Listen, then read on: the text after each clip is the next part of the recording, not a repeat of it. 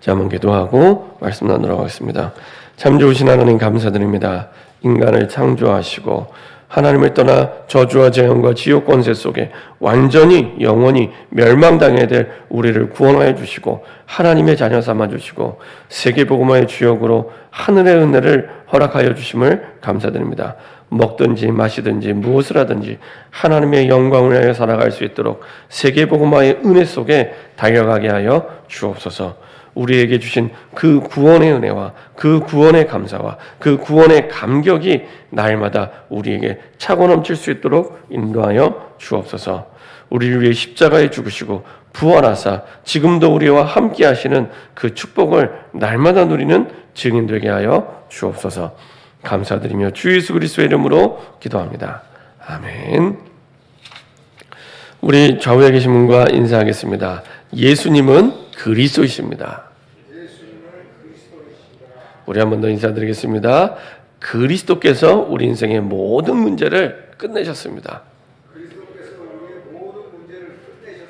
자, 우리 지난주 말씀 제목으로 한 번 더 인사드리겠습니다.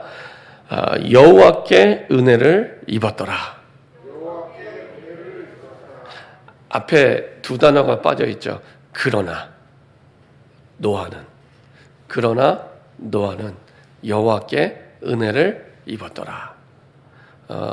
그래서 그러나란 말은 앞부분에 6장 1절부터 7절까지 쭉 앞부분에 죄악이 관영한 가득 차 있는 그런 그 시대를 얘기하고요. 그럼에도 불구하고 그 모든 것을 뒤집을 수 있는 은혜를 노아가 입게 됩니다. 그래서 노아가 사실은 그 은혜를 입었는데 그 은혜가 어떤 은혜냐? 두 가지입니다. 구원의 은혜 그리고 또 하나는 세계복음화의 은혜. 두 가지 은혜를 노아가 받은 겁니다. 그래서 하나님의 형상이 회복된 구원받은 우리에게는 두 가지 구원의 은혜 그리고 세계복음화의 은혜가 이미 우리에게 임했고 그 속에서 하나님이 계속 우리에게 은혜를 주고 계시고 인도하고 계십니다. 지난주에도 어떤 분을 새롭게 만나게 됐는데 뜻하지 않게 이제 원래 약속과는 다르게 변경이 됐는데 그 변경된 약속 속에서 만나게 된 분입니다. 근데 이 변경된 약속 가운데 만나게 된 게 이 성령의 인도였어요. 이분이 이제 다른 분이 이제 저를 목사님이라고 소개를 하니까 이분이 이제 그런 얘기하는 거예요. 본인도 성경을 통독을 해봤대요. 한번 통독해봤대요. 근데 실제로 현장에서 성경을 한 번 통독 한 번 만나기가 쉽지 않습니다. 혹시 성경 한 번 창세기부터 요한계시록까지 쭉 통독해 보셨나요? 교회를 오래 다녔는데 이렇게 통독을 하신 분이 실제로는 많지 않습니다. 통독해 봤대요. 그리고 대화를 나누는데 이분이 옛날에 교회를 다녔대요. 그러면서 하는 말이 저기 파주 가는 길에 보면은 그 최자실 기도원이라고 있습니다. 그 여의도 순복음교회와 연결되어 있는 기도원이 있는데 기도원에도 4박 5일 갔다 오셨대요. 그러시냐고. 그거 쉽지 않잖아요. 그 최자실 기도원은 금식 기도원입니다. 또 다른 기도원과 다르게. 그래서 가면은 많이 거기 금식하셔야 되는데 그랬더니 맞대요. 금식도 하셨대요. 그리고 본인이 젊었을 때 청년 때는 주일학교 교사였대요. 그래서 뭐 그때 당시에 목사님이 김 선생 하면서 이렇게 불렀다면서 나중에는 목사님이 그 김 선생은 나중에 신학교를 갔으면 좋겠다고 그 얘기도 들어봤대요. 그러냐? 그 얘기를 다 듣고 나서 제가 물어봤습니다. 그러면 복음은 들어보셨습니까? 복음은 성경 일독도 해보고 금식 기도도 갔다 와보고 주일학교 선생님도 하셨는데 복음을 들어보셨습니까? 못 들어보셨대요. 그러면 혹시 복음을 들어보시겠습니까? 들어보겠대요. 않더라고요. 그래서 제가 복음을 말씀드렸습니다. 왜 예수님을 믿어야 되는지. 하나님을 떠난 인간. 하나님의 형상대로 지음받았는데 하나님을 떠나서 모든 문제가 시작이 됐다. 그래서 다시 그것을 회복하기 위해 하나님이 우리에게 직접 이 땅에 오셔서 길을 열어주셨는데 그분이 예수님으로 오신 그리스도다. 그래서 예수님만이 우리의 하나님 만나는 길 되시는 참 선지자요. 예수님만이 우리의 죄 문제, 모든 저주와 재앙의 문제를 끝내신 참 제사장이요. 그리고 예수님만이 모든 지옥의 권세, 사단의 권세를 깨뜨린 참 왕이시다. 이 세 가지를 합쳐서 그리스도라고 얘기한다. 우리가 예수님을 믿는 건 예수님을 그리스도로 믿는 거다. 그리스도로 믿으시겠냐? 영접하시겠냐? 했더니 영접하시겠대요. 그리고 예수님을 영접하셨습니다. 성경 통독도 해보고 금식 기도원도 다녀보고 주일학교 교사도 했는데 뭐만 몰랐냐? 복음만 모르는 거예요. 그럼 복음을 몰랐다는 건 다 모르는 겁니다. 주제를 모르는 건데요. 어느 책이든지 주제가 있잖아요. 주제가. 지은이가 글을 쓴 의도가 담겨 있잖아요. 어떤 책이든지. 하나님이 성경을 쓰신 의도가 있잖아요. 우리에게 복음 주시려고 성경을 쓰신 겁니다. 근데 그것만 모르고 성경 통독하고 그것만 모르고 금식 기도원 가서 기도하고 그것만 모르고 주일학교 교사하고 아무것도 모르고 신앙생활 하는 거예요. 얼마나 안타깝습니까? 그렇게 한 지 30년 거의 40년 되셨어요. 이분이 60이 넘으셨으니까 40년이 넘어서야 이분이 지금 교회 안 다니는 분입니다. 복음을 알게 된 거예요. 이런 분들이 참 많겠구나. 우리 현장에. 근데 본인은 이제 다 안다고 생각하냐. 성경 통독 해보셨으니까. 통독한 사람 별로 없잖아요. 삶의 현장에. 많이 보셨나요? 별로 없잖아요. 금식 기도원 갔다 온 분들 주변에 많이 계신가요? 별로 없잖아요. 그렇죠? 근데 딱 복음만. 그리고 교회는 안 다니고 있는. 당연한 결과겠죠. 복음 모르는데 어떻게 교회를 다닙니까? 그렇죠? 당연히 가치를 모르기 때문에. 그래서 저와 여러분들이 정말로 꼭 알아야 됩니다. 우리가 복음을 올바르게 깨달으려면 먼저 왜 우리에게 복음이 필요한지, 인생에 사람이 개인에게 왜 문제가 오는지, 그렇죠? 성경에서만 정확하게 왜 인생에 개인에게 문제가 오는지 말씀하고 있습니다. 어떤 책에서도 발견할 수 없고 답을 줄 수 없는 성경에서만 왜 인생에 개인의 문제가 오는지, 그게 바로 하나님을 떠난 창세기 3장 문제 때문에 그렇습니다. 지금의 우리에게 와 있는 모든 문제, 모든 현실적인 문제 있잖아요. 그거는 근본 문제가 아닙니다. 뿌리가 되는 문제가 아닙니다. 그 문제가 올 수밖에 없는 근본 문제가 있습니다. 그게 창세기 3장 문제입니다. 원래 인간은 하나님과 함께할 때만 행복하도록, 이 행복은 절대 행복입니다. 외부의 조건과 상관없는 절대 행복입니다. 우리는 대부분 외부의 조건에 영향을 받잖아요. 돈 많으면 행복한 것처럼, 형편이 나아지면 행복한 것처럼, 공부를 많이 하면 행복한 것처럼 이렇게 생각을 하잖아요. 외부의 환경에 의한 행복, 그런 행복이 아닙니다.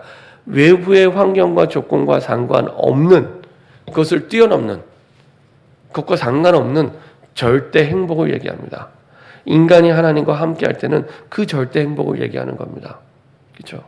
내가 뭐가 없어서 불행하다? 이거는 하나님이 주시는 행복이 아닙니다. 뭐가 안 돼서 불행하다? 하나님이 주시는, 하나님께 아닙니다. 그건 내 거. 내 노력으로 내가 만들고 내가 하는 거는 다 그런 행복입니다.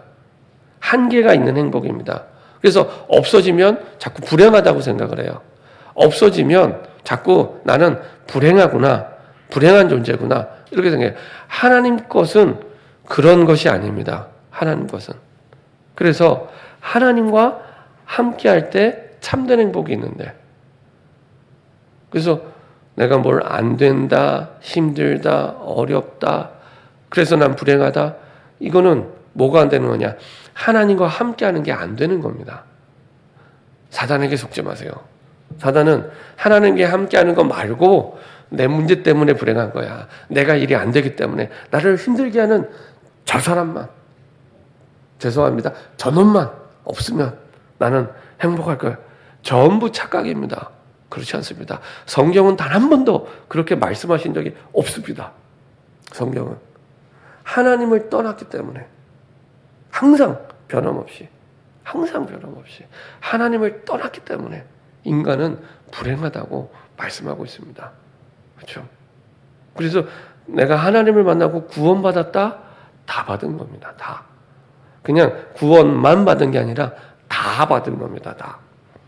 그래서 모든 축복은 구원의 축복에서 시작이 됩니다. 구원의 축복. 내가 구원받아야 기도응답의 확신도 생기고, 내가 구원받아야 승리의 확신도 생기고, 내가 구원받아야 사제의 확신도 있고, 내가 구원받아야 힘을 생길 수 있는 승리의 확신도 있고, 구원받아야 올 수 있는 모든 축복입니다. 그렇죠? 구원받지 못하면 아무것도 나에게 복이 되지 않습니다. 돈 많은 게 복이 될 것 같죠? 구원받지 못한 사람에게 돈은 복이 아닙니다. 공부 잘하면 1등하면 복이 될 것 같죠? 구원받지 못한 사람의 공부는 복이 되지 않습니다. 말씀드렸잖아요. 공부 많이 할수록 자살률도 높다고요. 그래서 자살은 선진국병입니다. 선진국병입니다. 그렇죠? 아프리카는 굶어 죽지 자살해서 죽지 않습니다. 그래서 하나님을 떠났기 때문에 여기에서 모든 문제가 시작이 됩니다. 하나님과 함께 할 때만 존재 자체가 행복한데, 이거는 있어도 되고 없어도 되고가 아닙니다. 하나님과 함께 할 때만 참된 행복이 있는데, 내 조건과 상관없는 모든 걸 뛰어넘는 행복이 있는데, 하나님을 떠나면서 그 모든 행복을 잃어버리게 된 겁니다. 그게 창세기 3장 사건, 창세기 3장 문제입니다. 모든 인류의 80억의 문제가 여기에서 시작이 됐습니다. 여기에서. 그렇죠? 이걸 몰라서 사람들이 방황하고 있고, 이걸 몰라서 사람들이 다른 게 신인 줄 알고 우상 숭배하고 있고, 이걸 몰라서 지금도 정신병이 오고, 이걸 몰라서 육신의 질병 속에 불행하다고 생각을 하는 겁니다. 병이 와서 불행할 것 같으면 바울도 불행한 인생이잖아요. 그죠? 바울은 불치병이 있었는데. 그렇잖아요. 그렇죠? 병이 와서 불행한 게 아닙니다. 하나님을 떠났기 때문에. 돈이 없어서 불행한 게 아닙니다. 하나님을 떠났기 때문에. 내가 사람을 잘못 만나서 불행한 게 아닙니다. 하나님을 떠났기 때문에. 여기에 답을 얻지 못하면 평생 방황하게 됩니다. 꼭 기억하세요. 평생.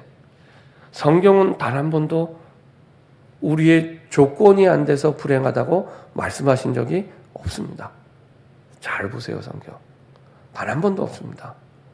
저도 어릴 때 교회를 다니고 수없이 성경을 봤지만 계속 오해가 되더라고요. 복음을 모르니까 외부의 환경에 의해서 내 행복이 결정되는 줄 알았어요. 성경에서 말씀하지 않은 것을 절대적으로 믿고 있었다니까요. 왜냐하면 교회 와보니까 교회 어른들이 다 그렇게 믿고 있어요. 그렇게 말하고 있어요. 교회에 있는 어른들이. 그런 줄 알았어요. 나중에 복음을 알고 나서 다시 성경을 보니까 아니구나. 그러면서 드는 생각은, 그때 나에게 그런 말들을 해주셨던 교회 어른들이 과연 하나님을 만났을까? 정말 구원받았을까? 다른 교인들은 모르겠습니다. 적어도 제가 어렸을 때부터 만났던 그분들은요, 저도 그분들을 잘 알고 그분도 저를 잘 알거든요. 다 친구 아버지 어머니, 교회 친구들 아버지, 교회 친구 어머니. 과연 그 교회 친구 아버지 장로님이 구원받았을까? 교회 친구 어머니 권사님이 구원받았을까? 세상의 기준과 똑같아요. 우리 아까 찬양 마지막 송 불렀잖아요. 세상의 기준대로 생각하고 판단하는 거예요. 세상의 기준과 별반 다를 거 없이 예수를 믿는다고 하는데 예수를 안 믿고 있는 거예요. 그렇죠? 예수를 믿는다는 건 그리스도를 믿는 건데 세상의 기준과 똑같이 생각하고 판단하는 거예요. 그래서 창세기 3장 문제는요, 작은 문제가 아닙니다. 그렇죠? 사실 창세기 3장 문제만 얘기해도 사실은 1시간 내내, 2시간 내내, 그리고 하루 종일을 얘기해도 그 중요성이 그 중요성을 어떻게 말씀드려야 될까요? 그렇죠? 그 어떤 것도 비교할 수 없습니다. 이게 이해가 돼야 그래서 내가 내 힘으로는 나를 살릴 수 없는 죄인이구나. 그래서 나에게 그리스도가 필요하구나. 복음이 필요하구나. 돈이 필요한 게 아니고 복음이 필요하구나. 나에게 좋은 사람이 필요한 게 아니라 진짜 그리스도가 필요하구나. 그렇죠? 정말 내가 그리스도를 믿으면 좋은 사람이든 안 좋은 사람이든 상관없어요. 정말 내가 그리스도를 믿으면. 그렇죠? 공부를 잘하든지 못하든지 그거는 나중 얘기. 그거는 상관없습니다. 내 행복을 결정하는 기준이 아닙니다.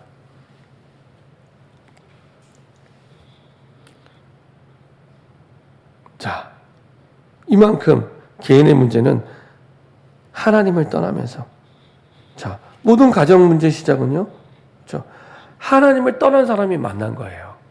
하나님을 떠난 사람은 어쩌면 좋겠습니까? 늘 1차 대전, 2차 대전, 3차 대전 전쟁할 수밖에 없겠죠. 하나님을 떠난 인간이 만났으니 그게 창세기 6장 2절입니다. 그렇죠?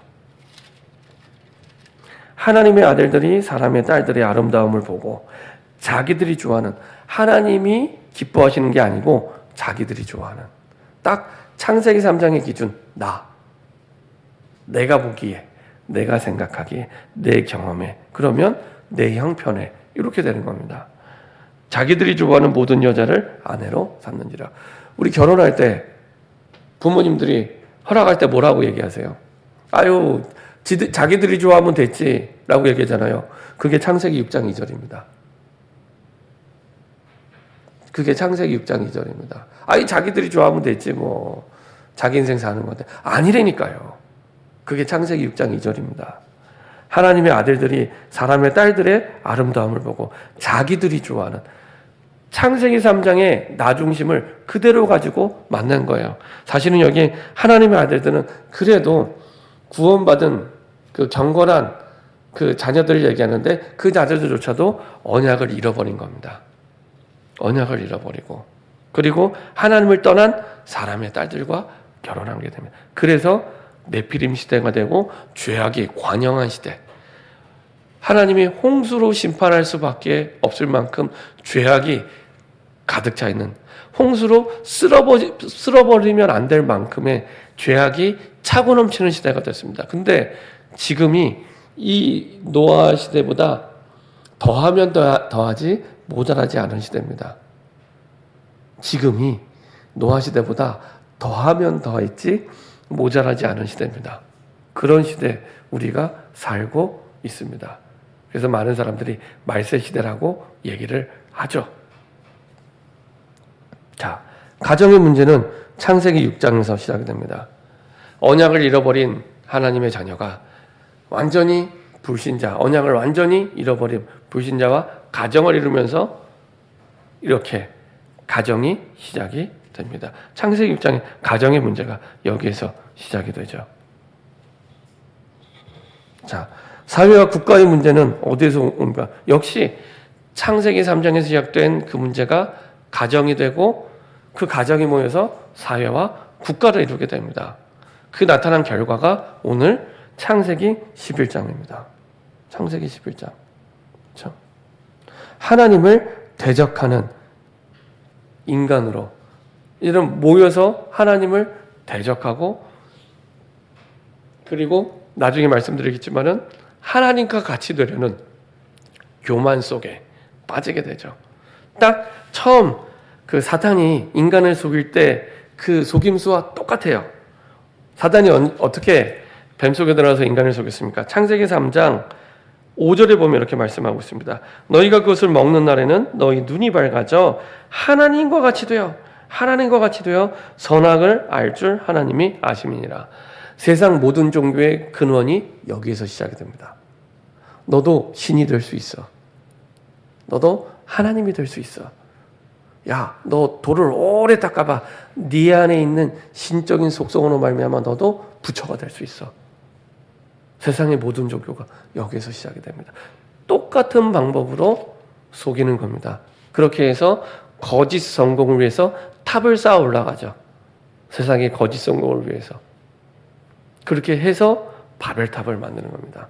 내가 저 하나님께 성을 하늘에 닿게 해서 하나님과 같이 이렇게, 그러니까 창세기 3장에서 시작된 그 근본 성품을, 죄를 가지고 있는 성품을 그대로 가지고 가정을 이루고, 그대로 가지고 사회 속으로, 그대로 가지고 국가를 이루는 겁니다. 그렇죠? 그게 달하면 어떻게 될까요? 이제 개인과의 싸움이 아니라 국가 간의 싸움이 되는 겁니다. 그게 전쟁이 되는 겁니다. 전쟁. 그래서 러시아와 우크라이나가 싸우고 있고요. 그래서 이스라엘과 팔레스타인이 지금도 싸우고 있습니다. 안타까워요. 그래서 복음을 전하진, 이 창세기 3장 문제에 대한 답을 전달하지 못한 저와 여러분의 책임입니다. 사실은. 우리에게 왜 그런 책임이 있냐? 구원의 은혜를 우리에게 먼저 주셨잖아요. 여기서 빠져나올 수 있는 구원의 은혜를 먼저 주셨고요. 그 정도가 아니라 구원의 은혜를 전달하는 세계복음의 은혜를 처음부터 주셨어요. 내가 능력이 되면, 뭔가 갖추어지면 전하는 게 아닙니다. 어떤 신학자의 말처럼 세상에는 두 종류 사람밖에 없대요. 복음을 전할 자와 복음을 들을 자. 세상에는 두 종류 사람밖에 없답니다. 그리스도를 아는 자와 그리스도를 받을 자. 그렇죠? 내가 복음을 받고 오늘 처음 예수를 믿고 하나님의 자녀가 됐다. 그 사람은 오늘부터 전도자입니다. 그 사람은 오늘부터. 뭔가 준비돼야 전도자가 아닙니다. 그냥 오늘부터. 왜냐? 받은 복음이 있잖아요. 나를 살리는 구원의 복음이 있잖아요. 그것만 전해도 태어나면서 죽을 때까지 다 전도 못할 만큼 많은 사람들이 예수의 예자도 못 듣고 죽어가고 있습니다. 전 세계 20억, 30억, 40억이 태어나서 예수의 예자도 못 듣고 죽어간다니까요. 그렇죠? 한 번만 구원의 길을 전달해도 살아날 사람이 전 세계에 너무너무 많아요. 대단한 훈련을 받지 않아도, 우리가 받은 복음만으로도 죽을 때까지 전도해도 다 전도 못할 만큼. 그래서 어떤 신학자의 말대로 세상에는 그리스도를 아는 자, 그리고 그리스도를 받을 자. 어떤 사람은 전도자로, 복음을 전할 자로, 그리고 어떤 사람은 복음을 들을 자로. 두 종류 사람밖에 없습니다. 그래서 나는 좀 더 훈련받고 나는 능력이 갖춰, 그런 거 없습니다. 그거는 내 생각. 그것도 창세기 3장에서 비롯된 내 생각, 내 관점에. 하나님은 그렇게 생각하지 않습니다. 하나님은. 그렇죠? 자, 그래서 우리가 구원의 은혜를 받았다고 했잖아요. 이게 얼마나 대단한 은혜냐. 첫 번째, 운명을 바꾸신 그리스도예요. 운명. 세상에 우리의 운명을 바꿀 것은 아무것도 없습니다. 운명을 바꾸신 그리스도. 저는 지난 주간에 어떤 선교사님하고 이렇게 포럼하면서 본인이 전도할 때 그런 확신을 가지고 그런 말을 한다 그러더라고요. 내 운명을 바꾸신 하나님께서 당신의 운명도 바꿀 수 있습니다. 이렇게 전한다 그러더라고요. 저는요, 얼마나 은혜가 됐는지 몰라요. 그렇지. 영원히 죽고 멸망당해야 될 내 운명을 바꾸셨지. 운명을 바꾸신 그리스도가 내 운명을 바꾸셨다면 그 어떤 사람도 운명을 바꿀 수 있습니다. 그렇죠? 경제 문제에 빠진 그 사람의 운명을 바꿀 수 있고요. 자녀 문제에 빠진 그 사람의 운명, 자기 미래에 대한 두려움과 불안에 빠져있는 그 사람의 운명, 그렇죠? 정신 문제, 육신 문제, 질병 문제 빠져서 나는 이 모양 이 꼴로 이렇게 살아야 되는가라고 생각하는 그 운명을 바꿀 수 있습니다. 그리스도로. 운명을 바꾸신 그리스도. 아니 목사님, 나는 그러면은 구원받았는데 아무것도 안 바뀐 거예요. 내 생각. 시작부터 끝까지 내 생각. 그렇죠? 성경대로 믿으셔야 되는데 세상의 기준을 가지고 자꾸 믿음을 생각하니까, 세상의 기준을 가진 믿음, 성경대로의 믿음이 아니라, 그렇죠? 하나님과 함께할 때 행복한데 하나님과 함께하는 행복을 내가 잃어버리고 살아요. 그러다 보니 내 기준이 철저하게 세상의 기준에 맞춰 있어요. 세상의 행복의 기준에. 그러다 보니 나는 자꾸 구원받아도 하나님의 자녀가 돼도 불행하다고 생각하는 겁니다. 기준이 세상의 기준에 있으니까. 그렇죠? 내가 하나님과 함께하면 근본적으로 존재 자체가 행복하구나. 여기에 대한 믿음도 체험도 해본 적이 없는 거예요. 내가 하나님 만난 게 너무 행복하고 내가 하나님을 누리는 게 너무 행복하고 말씀을 보면 꿀송이보다 달 만큼 시편 19편 있는 말씀대로 꿀송이보다 달고 이런 행복이 나에게 체험된 적이 없는 거예요. 어떤 선교사님은 20살에 이전까지 해외에서 1.5세예요, 이분이. 해외에서 1.5세로 완전히 TCK로 다문화권의 이방인처럼 살다가 복음받고 너무 행복해서 히피족처럼 살았대요. 복음받기 전까지는. 부모님이 교회 다니는데도 히피족처럼 살다가 복음받고 너무 기뻐서 20살 때 복음받고 그 기쁨을 주체하지 못해서 기타나 둘러보고 길거리 나가서 그 기쁨을 찬양하셨다 그러더라고요. 구원받은 그 기쁨을 주체할 수가 없어서, 운명이 바뀐 그 기쁨을 주체할 수가 없어서. 여러분이 받은 구원의 기쁨은 어떤 기쁨입니까? 어떤 감격을 가지고 있고 어떤 행복을 가지고 있습니까? 정말 운명을 바꾸신 그리스도가 맞습니까? 내 운명을 바꾸신 그리스도가 정말 맞습니까? 여기에 대한 확신이 있을 때 당당하게 얘기할 수 있는 당신의 운명도 바꿀 수 있습니다. 증거, 내 운명을 바꾸셨거든요. 요한복음 3장 16절에 영원히 멸망당해야 될 내 운명을 바꾸신 그리스도께서는 당신의 운명도 바꿀 수 있습니다. 그렇죠? 절대 바꿀 수 없는, 부모님도 바꿀 수 없는 내 운명을 하나님께서 그리스도로 말미암아 바꾸신 거예요. 절대 불가능한 일이죠. 이게 절대 가능으로. 제가 아는 목사님은 안동이 고향이에요. 안동에 유교가 강하잖아요. 대대로 제사 지내는, 주변에 제사를 많이 지내는 가문을 자세히 한번 살펴보세요. 우환, 질고, 질병, 저주, 재앙이 끊임없이 찾아옵니다. 제사 많이 지내는 집안, 우상숭배를 심하게 하는 집안, 우환, 질고, 질병, 이거를 하나님 떠나서 오는 거라고 생각 안 하고 인생은 그런 거야라고 대충 덮고 살아가고 있거든요. 근데 이 목사님 가정이 안동의 오래된 유교적인 가문인데 제사를 많이 지내면 종갓집이에요. 얼마나 문제가 많았겠습니까? 이분도 이 목사님 되기 전에, 구원받기 전에 정신 문제가 와 있었던 거예요. 이분 같은 경우에 아무리 제사 지내도 안 나으니까 그 가문의 어떤 어른이, 야, 너는 안 되겠다. 교회나 한번 가봐라. 이렇게 돼. 교회나 한번 가봐라. 표현도 참, 물론 어떨 때는 무당이 전도하기도 합니다. 무당이 전도하기도 해요. 무당이. 당신은 아무리 해도 안 되니까 교회 나가야 될 것 같다. 그런 목사님이세요. 옛날에 그 다니엘 학습법을 썼던 김동환 목사라고 있는데, 그 목사님은 그래서 그 엄마가 무당집 찾아갔다가 무당이 교회 가라고 해서 그 다음날로 교회 갔대요. 그 엄마는 전도사님이 되고 이분은 목사님이 되고, 무당이 전도했죠. 우리가 전도 안 하니까 무당이 가끔 전도합니다. 그리고 이 목사님은 종갓집의 어른이 교회나 한번 가봐라. 그래갖고 일단은 종갓집 어른이 얘기했잖아요. 그래서 이제 교회를 갔는데 나아버렸어요. 이분의 정신 문제가 나아버렸어요. 그래갖고 이분이 신앙생활을 하다가 목회자가 된 거예요. 저는 처음에 몰랐어요. 그분이 그런 가문의 배경인지 몰랐어요. 근데 어느 날 이분이 연락이 왔는데, 대학 생활을 하니까 자기 조카가 홍대에 입학을 했대요. 근데 이 친구가 귀신을 보는 거예요. 이 조카가. 당연하겠죠. 제사를 많이 지내는 집안일수록 귀신도 자주 봐요. 귀신을 섬기니까, 귀신과 교제하니까. 그렇죠. 당연히 귀신 보겠죠. 제사는 귀신과 교제하는 겁니다. 당연히 귀신과 닮아가려면 귀신에게 잡히겠죠. 그렇죠. 그러니까 조카가 자꾸 귀신을 본다는 거예요.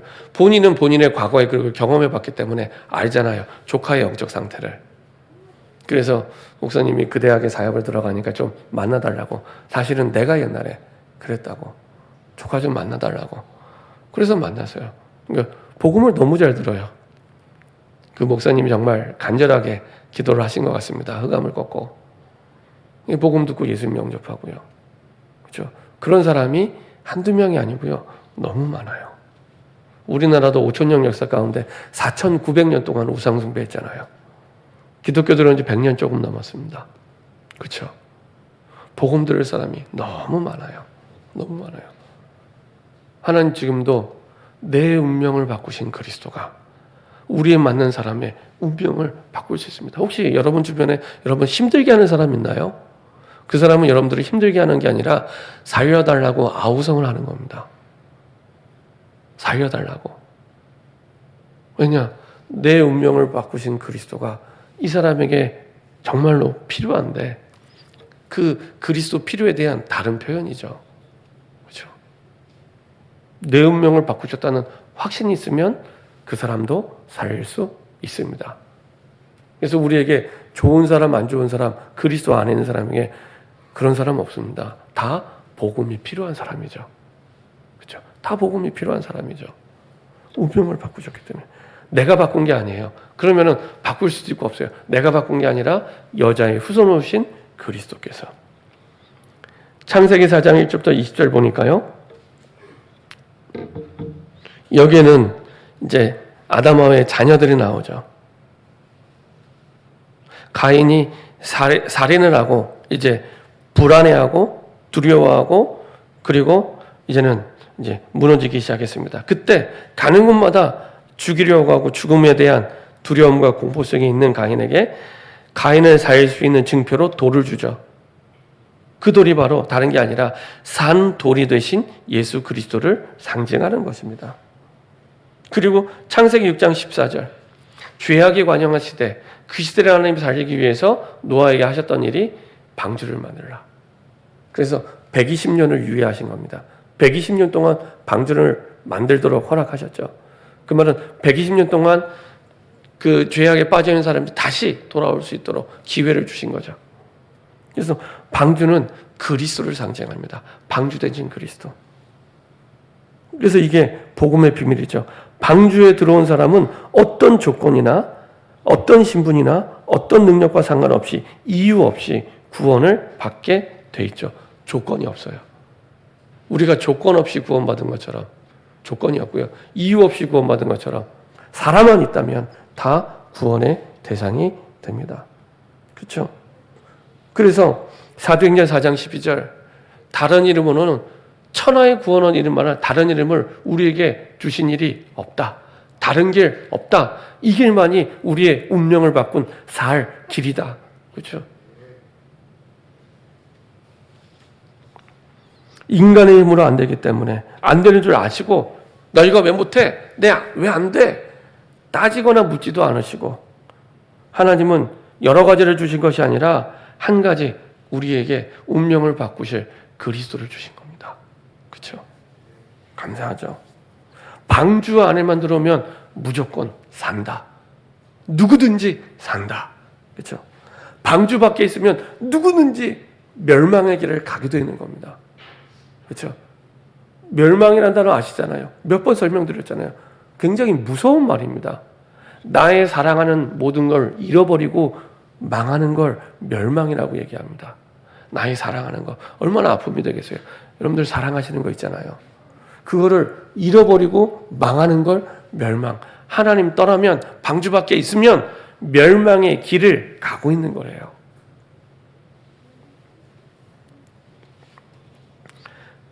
자, 이런 구원을 받았는데 이제 모든 것을 밀어버리고 새롭게 하나님의 은혜를 받고 축복을 받았는데 노아가 그 축복을 불행과 실패로 바꾼 거죠. 구원받은 사람도 실수할 수 있죠. 노아가 그런 실수를 하게 됩니다. 그렇죠? 포도주는 이스라엘의 식수였죠. 어떤 우리가 생각하는 술이라기보다는 늘 음식과 함께 먹는 식수와 같은 물 같은 거였습니다. 그 포도주를 많이 먹을 만큼 사실은 이제 본인의 어떤 생각, 기준을 넘어선 실수를 하게 되죠. 그때 그걸 통해서 사실은 이제 이 실수를 통해서 여러 가지 많은 문제들이 일어나게 됩니다. 자, 어떤 문제들이 일어납니까? 이 문제의 흐름 속에서 사실은 바벨탑 사건까지 오게 됩니다. 자, 보세요. 창세기 9장을 한번 보도록 하겠습니다. 창세기 9장 1절, 2절을 한번 보시기 바랍니다. 1절, 2절 같이 한 목소리 합독하겠습니다. 하나님이 노아와 그 아들에게 복을 주시며 그들에게 이르시되 생육하고 번성하여 땅에 충만하라. 땅의 모든 짐승과 공중의 모든 새와 땅에 기는 모든 것과 바다의 모든 물고기가 너희를 두려워하며 너희를 무서워하리니 이것들은 너희 손에 붙였습니다. 자, 1절 어디서 많이 보던 말씀이죠? 어디서 봤을까요? 예, 하나님이 처음 인간을 창조하시고 하나님의 형상대로 창조하시고 창조된 인간에게 주었던 축복, 권세였습니다. 창세기 1장 28절입니다. 그렇죠? 생육하고 번성하고 땅에 충만하라. 그리고 땅을 정복하고 다스려라. 이 축복을 주셨어요. 여기에는 세계복음화의 축복이 담겨 있습니다. 모든 땅에 대한. 이미 홍수 사건으로 아무도 없고 노아가 그 지구의 주인이 됐죠. 그래서 모든 세계를 다스릴 수 있는. 그래서 어떤 사람은 그런 얘기 하더라고요. 전 세계 최고 부자는 빌 게이츠가 아니다. 뭐 앨런 머스크가 아니다. 뭐 그런 얘기하면서 노아다. 노아만큼 땅을 갖고 있는 부자가 어디 있냐? 지구가 다 노아 땅이에요. 지구가 다 지구의 모든 것이 노아 거예요. 처음부터 세계복음화의 은혜와 축복을 주셨는데 사실 그 언약을 잃어버리게 됩니다. 그것도요, 이 노아의 실수로 말미암아. 노아의 아들 셋이 있죠. 셈과 함과 야벳. 근데 누가 실수합니까? 함이 실수합니다. 함이 실수하고요. 그 함으로 말미암아 함이 차지한 땅이 어떤 땅이에요? 나중에 가나안 땅. 나중에 가나안 땅에 이스라엘 백성이 들어갈 때 그 족속을 멸하라고 하잖아요. 하나님을 떠나 살아가고 있는 그 현장이었기 때문에 사실은 그 후손들도 또 그런 흐름 속에, 그리고 이 함의 후손이 차지한 땅이 지금 바벨탑을 쌓는 이 시날 평지입니다. 그 땅. 그러니까 그 함의 후손으로 말미암아 그대로 언약을 잃어버린 함의 후손으로 말미암아 그대로 그 죄의 흐름이 연결되는 겁니다. 그렇죠? 자, 그렇게 해서 언약을 잃어버렸기 때문에 바벨탑 사건이 일어나게 된 거예요. 보세요. 그래서 11장 1절에 보면 이렇게 얘기합니다. 온 땅의 언어가 하나여 말이 하나였더라. 이에 그들이 동방으로 옮기다가 시날 평지를 만나 거기 거르며, 이 시날 평지가 아까 말씀드린 함의 후손들이 차지한 땅입니다. 그들의 후손이라는 얘기죠. 이 사람이 뭐라고 합니까? 서로 말하되 벽돌을 만들어 견고히 굽자 하고 이에 벽돌로 돌을 대신하여 역청으로 진흙을 대신하고 또 말하되 자 성읍과 탑을 건설하여 그 탑 꼭대기를 하늘에 닿게 하여 우리 이름을 내고 온 지면에 흩어짐을 면하자 했더니 온 땅에 언어가 하나고 말이 안 했대요. 왜 그렇게 하셨을까요? 복음 전하라고, 언약을 전달하라고, 하나가 되게 하셨어요. 근데 하나가 되는 것을 싫어하고 엉뚱한 잘못된 것으로 하나가 돼요. 이 언약을 잃어버리고. 그래서 하나님의 언약과 반대되는 역행을 하게 됩니다. 그게 사전에 나오죠. 우리 이름을 내자. 하나님의 이름이 아니고 우리 이름. 아까 말씀드렸죠. 창세기 3장이 시작된 나. 그 사람들이 가정을 이루고 그리고 그런 우리가 사회와 국가를 이루게 됩니다. 하나님의 이름이 아닌 우리 이름을 내자. 흩어짐을 면하자. 흩어지라고 했는데 온 지면에 흩어져서 복음 전하라고 했는데 흩어짐을 면하자. 언약에 역행되는 행동을 한다는 것은 언약을 이미 잃어버렸다는 겁니다. 그리고 성을 하늘에 닿게 하자. 왜요? 창세기 3장의 흐름 그대로 하나님처럼 되기 위해서. 하나님처럼. 그렇죠? 그걸 갖다 교만 이렇게 얘기했죠. 사단이 타락하게 된, 원래는 천사였잖아요. 타락한 그 죄가요, 다른 죄가 아니라 교만의 죄. 그래서 성경에서 유일하게 하나님이 대적하시겠다고는 죄는 교만의 죄. 왜냐?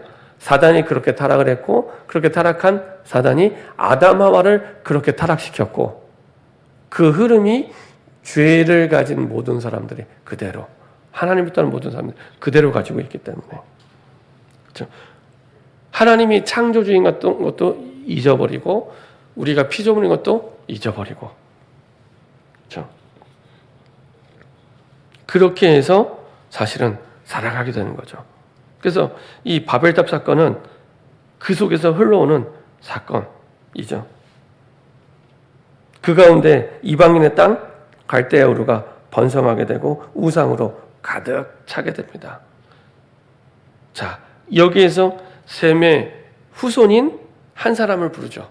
아까 노아의 족보 말씀드렸죠. 셈과 함과 야벳. 죄의 흐름이 흘러가는 그 조상이 함이었고요. 그리고 그 예수님의 언약에 흘러가는 흐름 속에 셈이 있었습니다.